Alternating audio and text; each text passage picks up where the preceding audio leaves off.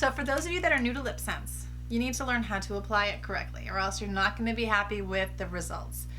And what it's doing is it's actually creating a molecular bond to your lips. Yes, a molecular bond to your lips. How cool is that, right?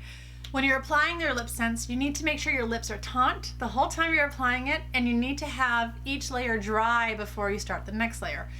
If you put on a layer and then you put it on again while it's still wet, it will actually lift that color, and that's going to give you splotchy, patchy application, which you don't want.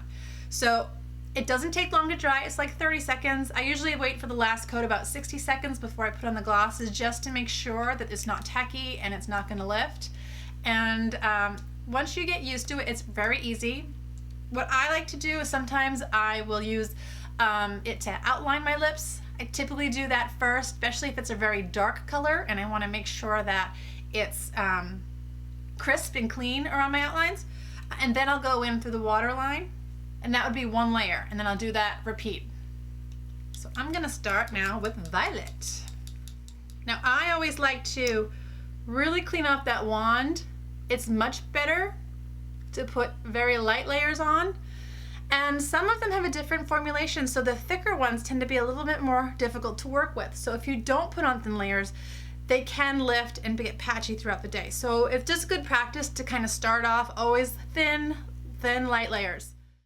Okay, so here I am starting my first layer, and I'm just, again, with a very thin application, applying it to my outer edge of my lips to do an outline.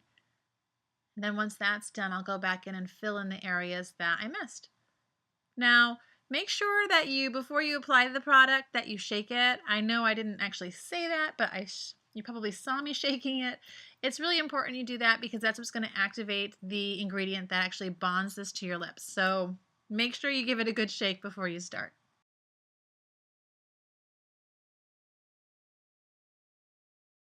And then once that layer is applied, you just want to give it a little time to dry, about 30 seconds. You can do a little dance, you can wave at it, whatever you want to do to pass the time.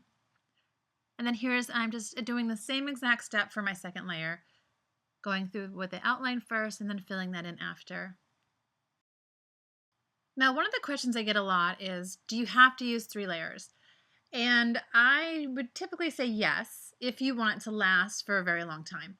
It really does need 3 layers in order to first bond to your lips and battle against the pH of your natural lips. Then you have a second layer to basically protect that first layer. And your last layer is the one that's really kind of battling the elements. So when you're eating and drinking or whatever it is you're doing, you want to make sure that the 3 layers work together to give you that 4 to 18 hours of coverage.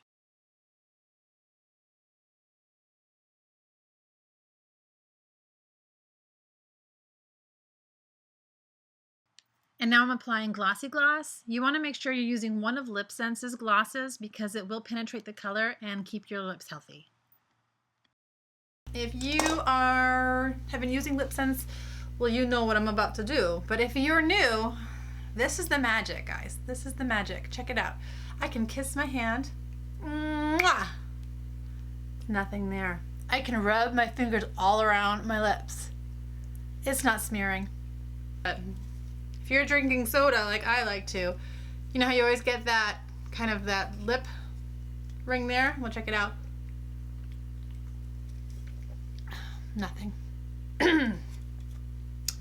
It's awesome.